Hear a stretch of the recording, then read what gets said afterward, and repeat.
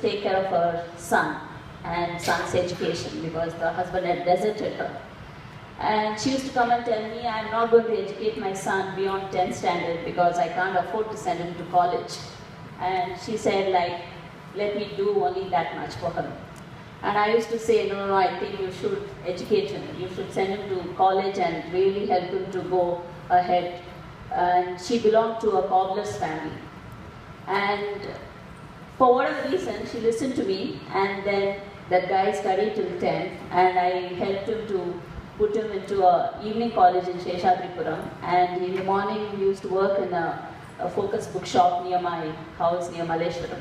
This guy made it. He finished his BCom and he finished his MCom, and he joined Fidelity Investment Corporate Organization, and he went off to the US to attend a conference in Washington. And this is all about a cobbler's son who could achieve from nothing to the United States. For me, that was one of the most inspiring situations to look at how people from the marginalized communities are really perishing. And with a little bit of helping hand and with a little bit of inspiration, how they can come up and reach the sky. For me, Mahadesh became a role model for his entire community, if you look at it. And everybody has a reference point to Mahadesh saying that, hey, I want to be like Mahadesh. In similar situation, I was thinking about it, many such families have, especially in the urban slums. If you look at it today, we are talking about engineers, and I listened to all the presentations made here. But I don't know, the community that I work with, where doing engineering is a big dream. I don't know if any of our children are ready yet to really go into an engineering college.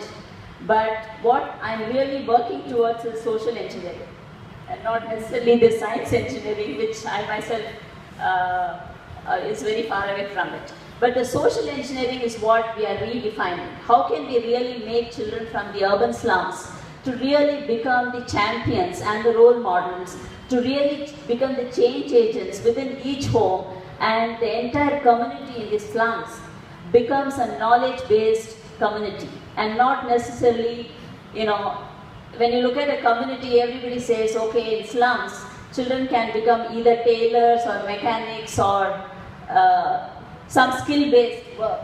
But what we are really dreaming is how can children from the slums can really stand up and own the education and become a knowledge-based community, and then roll into a thought leaders in 2020 and overcoming the victimized position that they have taken and really become somebody in their lives. That is the inspiration that Makla Jagti as an organization is really driving towards. And towards this end, we have worked in many slums in Bangalore, and till date we would have reached out to close to 14,000 children and about 1,000 youth, really inspiring them to continue education.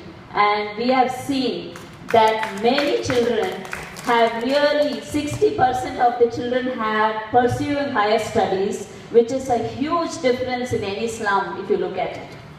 And the youth are moving towards and wanting to, only one of the students has gotten into engineering, which is a huge change in the urban slums.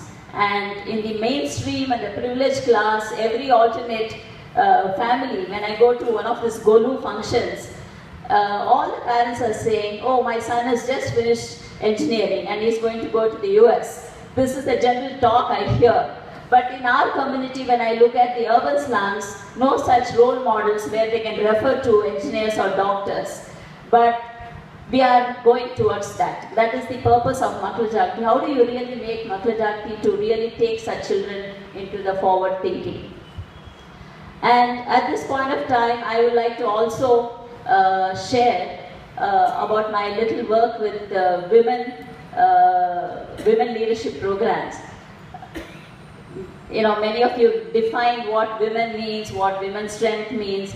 I somewhere always feel, how can we really help our women, girls at home, to really use our voice and to assert and to stand up and to really become who you want to become and not give up. I think that's one of the key things that I always felt that as women we need to really build it in ourselves and in our future generation.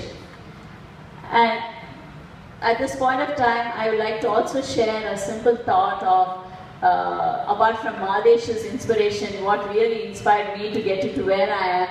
And two people made that huge difference in my life when I was really living in nothing, being the 10th child of my family, and my father and mother was going through a lot of financial trouble, and I was really in a crossroads and not knowing what is next. I had finished my 10th and I wanted to do my college, and there was no money. All that I wanted was 200 rupees to go to BMS college those days, but I didn't get that support.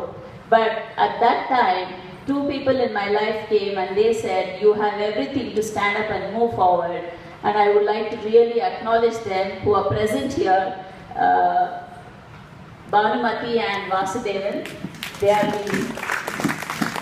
the two people who really inspired me, to really make me to believe in me and say you have all the strengths as a woman, you can really walk the path the way you want and stand up and go ahead. And I think they simply gave me that guidance, and giving that back support and standing behind me really ensured to reach where I reached today. And I really owe to both of you, and I really appreciate and thank you for making me who I am today. Thank you so much. So in all, Makkala Jagati's work is really spreading, so you could visit our website and look at what kind of work Makkala Jagati does.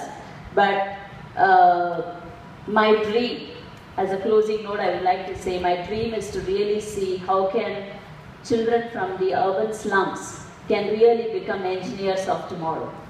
I think that's a huge social change and shift that we all need to also work towards, apart from looking at only women empowerment.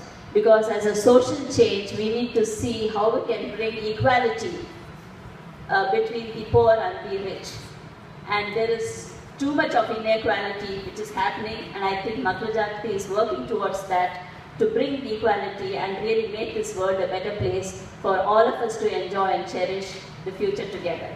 I would like to end my few words speech and thank you all, and thank you once again for really honoring me with this gift.